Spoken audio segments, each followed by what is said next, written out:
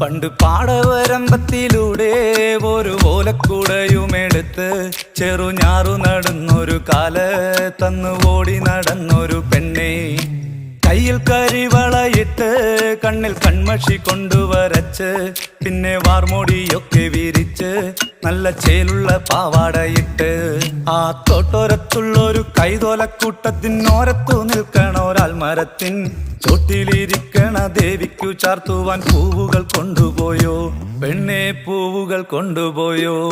പണ്ട് പാടവരമ്പത്തിലൂടെ ഒരു ഓലക്കുടയുമെടുത്ത് ചെറുഞാറു നടന്നൊരു കാല് തന്നു ഓടി നടന്നൊരു പെണ്ണെ.